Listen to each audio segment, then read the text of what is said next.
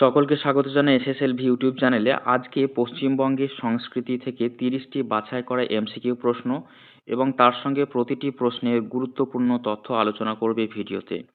সামনেই ডব্লিউবি এসএসসির যে গ্রুপ সি এবং ডি এর এক্সাম হবে, সেখানে পশ্চিমবঙ্গের যে সংস্কৃতি এইটি খুবই গুরুত্বপূর্ণ হবে।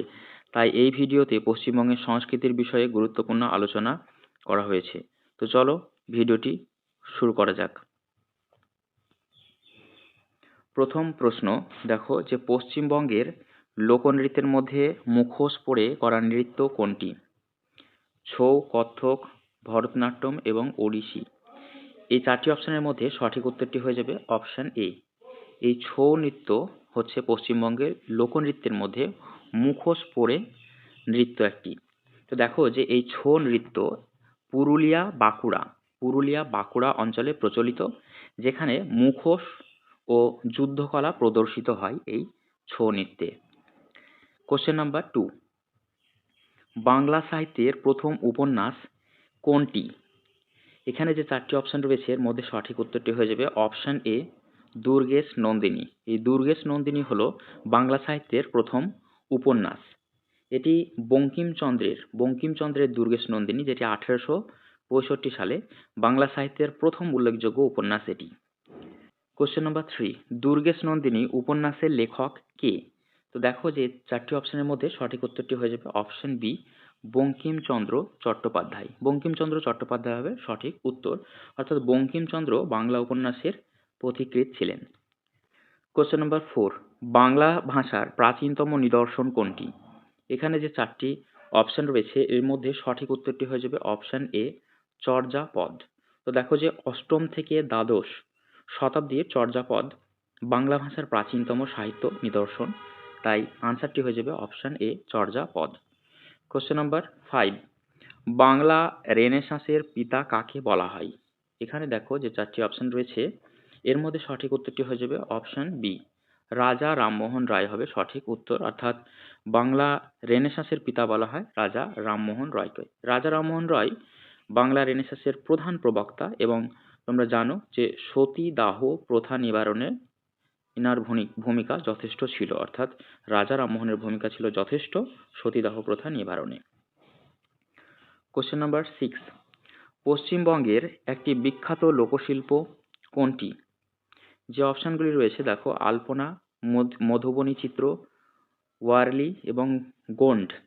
তো এখানে সঠিক উত্তরটি হয়ে যাবে অপশন এ, আলপনা। এই আলপনা পশ্চিমবঙ্গের একটি বিখ্যাত লোকশিল্প। এই দেখো যে আলপনা মাটিতে আঁকা রঙিন নকশা, এবং এটি সাধারণত উৎসবে ব্যবহৃত হয়। কোশ্চেন নাম্বার 7, ধুনুচি নাচ কোন উৎসবের সাথে যুক্ত? দুর্গাপূজা, হোলি, দীপাবলি এবং ঈদ। তো এখানে সঠিক উত্তরটি হয়ে যাবে অপশন এ, দুর্গাপূজা ধুনুচি নাচ এই উৎসবের সঙ্গে, অর্থাৎ দুর্গাপূজার সঙ্গে যুক্ত। যেটি দেখো যে ধুনুচি নাচ দুর্গাপূজার সময় ধুনুচি জ্বালিয়ে এটি করা হয়। তো সাধারণত ধুনুচি নাচ যুক্ত হবে দুর্গাপূজার সঙ্গে। কোশ্চেন নাম্বার 8, পশ্চিমবঙ্গের বিখ্যাত লোকনাট্য কোনটি? এক্ষেত্রে আনসার হয়ে যাবে অপশন বি, যাত্রা। যাত্রা হয়ে যাবে সঠিক উত্তর। দেখো যে যাত্রা বাংলার ঐতিহ্যবাহী একটা লোকনাট্য, তাই আনসার হয়ে যাচ্ছে অপশন বি, যাত্রা। কোশ্চেন নাম্বার 9, কাজী নজরুল ইসলামকে কি বলা হয়? যে চারটি অপশন রয়েছে এর মধ্যে সঠিক উত্তরটি হয়ে যাবে অপশন সি, বিদ্রোহী কবি। বিদ্রোহী কবি বলা হয় কাজী নজরুল ইসলামকে। কাজী নজরুল ইসলামকে বিদ্রোহী কবি বলা হয় তার কারণ হচ্ছে তার বিপ্লবী কবিতার জন্য কাজী নজরুল ইসলামকে বিদ্রোহী কবি বলা হয়। কোশ্চেন নাম্বার 10, শান্তিনিকেতন কে প্রতিষ্ঠা করেন? দেখো যে অপশনগুলো বিদ্যাসাগর, বঙ্কিমচন্দ্র, নজরুল এবং রবীন্দ্রনাথ ঠাকুর। এখানে সঠিক উত্তরটি হয়ে যাবে অপশন ডি, অর্থাৎ রবীন্দ্রনাথ ঠাকুর। রবীন্দ্রনাথ ঠাকুর শান্তিনিকেতনে বিশ্বভারতী বিশ্ববিদ্যালয়ও প্রতিষ্ঠা করেন। কোশ্চেন নাম্বার 11, পশ্চিমবঙ্গের বিখ্যাত হস্তশিল্পের মধ্যে কোনটি? এখানে যে অপশনগুলো রয়েছে দেখো কাঁথা সেলাই, ফুলকারি, সি হচ্ছে চিকনকারি, আর ডি হচ্ছে বান্দেজ।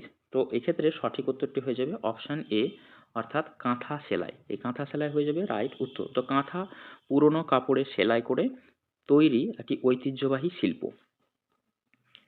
কোশ্চেন নাম্বার 12, গম্ভীরা নৃত্য কোন অঞ্চলের সাথে যুক্ত? এখানে আনসার হয়ে যাবে অপশন এ উত্তরবঙ্গ। উত্তরবঙ্গ হয়ে যাবে সঠিক উত্তর। তাহলে দেখো যে গম্ভীরা মালদা অঞ্চলে সাধারণত প্রচলিত। এই যে গম্ভীরা নৃত্য রয়েছে এটি সাধারণত মালদা অঞ্চলে প্রচলিত। কোশ্চেন নাম্বার 13, পটচিত্র কোন ধরনের শিল্প?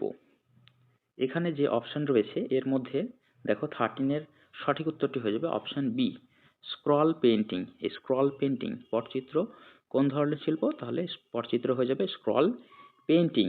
তাই পটচিত্র লম্বা কাপড়ে আঁকা গল্পচিত্র এক ধরনের। কোশ্চেন নাম্বার 14, ব্রিটা নৃত্য কখন করা হয়? ব্রিটা নৃত্য এক্ষেত্রে সঠিক উত্তরটি হয়ে যাবে অপশন সি, অর্থাৎ সন্তানের মানত পূরণে বা রোগ মুক্তিতে এই ব্রিটা নৃত্য হয়। ব্রিটা নৃত্য মহিলারা মানত রক্ষায় সাধারণত করে থাকেন। কোশ্চেন নাম্বার 15, পশ্চিমবঙ্গের বিখ্যাত চলচ্চিত্র নির্মাতা কে? এখানে অপশনগুলো দেখো সত্যজিৎ রায়, বি হচ্ছে মৃণাল সেন, সি ঋত্বিক ঘটক এবং ডিতে আছে সবাই। তো এখানে আনসার হয়ে যাবে সকলেই, অর্থাৎ সবাই। তো সত্যজিৎ রায়, মৃণাল সেন, ঋত্বিক ঘটক বাংলা চলচ্চিত্রের পথিকৃৎ ছিলেন এনারা। এবারে দেখো কোশ্চেন নাম্বার 16, পথের পাঁচালী খুবই গুরুত্বপূর্ণ একটা প্রশ্ন। পথের পাঁচালী দেখো very very important. Pather Panchali চলচ্চিত্রের নির্মাতা কে? তো সত্যজিৎ রায়, তপন সিনহা, মৃণাল সেন এবং ঋত্বিক ঘটক। তো 16-এর আনসার হয়ে যাবে অপশন এ সত্যজিৎ রায়। সত্যজিৎ রায় হয়ে যাবে সঠিক উত্তর। পথের পাঁচালী সত্যজিৎ রায়ের প্রথম চলচ্চিত্র। মাথায় রাখবে যে এটি ছিল সত্যজিৎ রায়ের প্রথম চলচ্চিত্র, বিশ্ববিখ্যাত এটি। কোশ্চেন নাম্বার 17, রাই মেসে নৃত্য কোন সম্প্রদায়ের?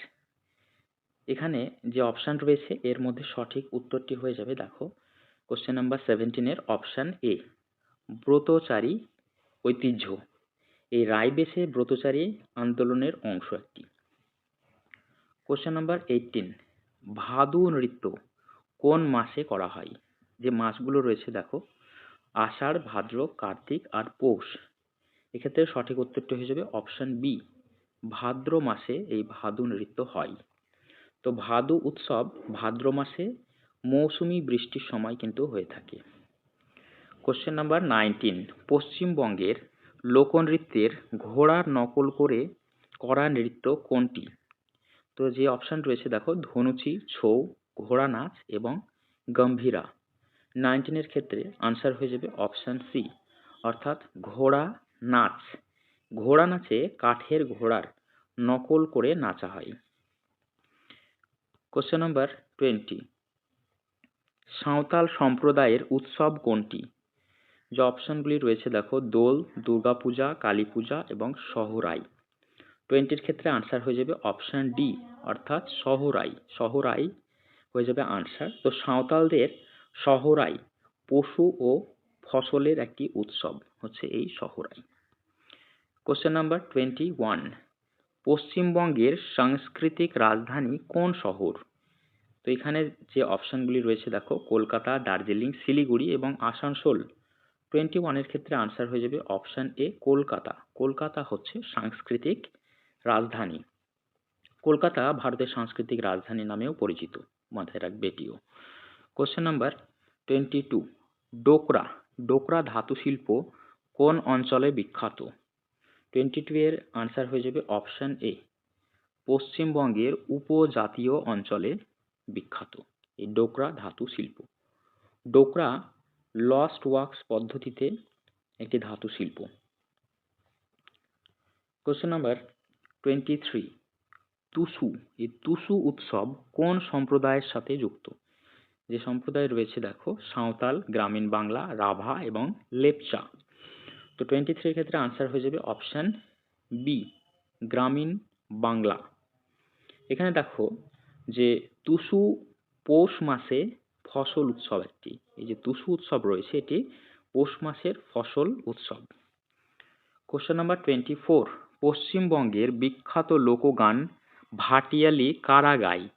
এখানে যেটা অপশন রয়েছে, যে অপশনগুলি দেখো, যাযাবররা, কৃষকরা, নৌকার মাঝিরা এবং অপশন ডিতে রয়েছে পাহাড়ি লোক। তো 24 ক্ষেত্রে আনসার হয়ে যাবে অপশন সি, নৌকার মাঝিরা এই ভাটিয়ালি সং, লোকগান ভাটিয়ালি সং গায়। তো দেখো যে ভাটিয়ালি নদী পথের যে মাঝি রয়েছে সেই মাঝিদের গান হচ্ছে ভাটিয়ালি। কোশ্চেন নাম্বার 25, গৌড়ীয় বৈষ্ণব ধর্মের প্রচারক কে? কোশ্চেন নাম্বার 25 এর আনসার হয়ে যাবে অপশন ডি, শ্রী চৈতন্য মহাপ্রভু। তো শ্রী চৈতন্যদেব ভক্তি আন্দোলন এবং গৌড়ীয় বৈষ্ণব ধর্মের প্রচার করেছিলেন। কোশ্চেন নাম্বার 26, পশ্চিমবঙ্গের সবচেয়ে বড় উৎসব কোনটি? যে অপশন রয়েছে দেখো, কালী পূজা, দুর্গা পূজা, দোলযাত্রা এবং পৌষ মেলা। 26 এর ক্ষেত্রে আনসার হয়ে যাবে অপশন বি, দুর্গা পূজা হচ্ছে পশ্চিমবঙ্গের সবচেয়ে বড় উৎসব। পশ্চিমবঙ্গের সবচেয়ে বড় এবং জাঁকজমকপূর্ণ উৎসব হচ্ছে দুর্গা পূজা, যা শারদীয়া দুর্গোৎসব নামেও পরিচিত এবং ইউনেস্কোর অধরা ঐতিহ্যের তালিকায় অন্তর্ভুক্ত। এটি মাথায় রাখবে, খুবই গুরুত্বপূর্ণ। ওকে, নেক্সট হচ্ছে কোশ্চেন নাম্বার 27, কলকাতার দুর্গাপূজা কোন সংস্থা কর্তৃক ইউনেস্কোর অধরা সাংস্কৃতিক ঐতিহ্যের তালিকায় অন্তর্ভুক্ত? এখানে সঠিক উত্তরটি হয়ে যাবে অপশন এ, ইউনেস্কো। ইউনেস্কো হবে রাইট আনসার। তো দেখো যে 2021 সালে, 2021 মাথায় রাখবে যে সালটা বলছি, এই 2021 সালে কলকাতার দুর্গাপূজা ইউনেস্কোর ইনট্যাঞ্জিবল কালচারাল হেরিটেজ তালিকায় অন্তর্ভুক্ত হয়েছে। কোশ্চেন নাম্বার 28, রবীন্দ্রনাথ ঠাকুরের গানকে কি বলা হয়? এখানে সঠিক উত্তরটি হয়ে যাবে অপশন বি, রবীন্দ্রসঙ্গীত। রবীন্দ্রনাথের যে রবীন্দ্রনাথ ঠাকুরের যে গান রয়েছে তাকে বলা হয় রবীন্দ্রসঙ্গীত। তো দেখো যে রবীন্দ্রনাথ ঠাকুর রচিত এবং সুরারোপিত গানগুলিকে রবীন্দ্রসঙ্গীত বলা হয়, যা বাংলা সংস্কৃতির অবিচ্ছেদ্য অংশ। কোশ্চেন নাম্বার 29, বিষ্ণুপুরের টেরাকোটা মন্দিরের জন্য বিখ্যাত কোন স্থান? এখানে যে চারটি অপশন রয়েছে এর মধ্যে সঠিক উত্তরটি হয়ে যাবে অপশন বি, বিষ্ণুপুর। বিষ্ণুপুর হবে রাইট অ্যান্সার। তো বিষ্ণুপুরের মন্দিরগুলি টেরাকোটা শিল্পের অনন্য উদাহরণ। কোশ্চেন নাম্বার 30, পশ্চিমবঙ্গের টেরাকোটা মন্দিরগুলি বিখ্যাত কোন জেলায়? এখানে সঠিক উত্তরটি হয়ে যাবে অপশন বি, বাঁকুড়া জেলায়। দেখো যে বাঁকুড়া জেলার বিষ্ণুপুরে টেরাকোটা মন্দিরগুলি বিখ্যাত, যা 17 থেকে 18 শতকে নির্মিত হয়েছিল। আনসার হয়ে যাবে বাঁকুড়া।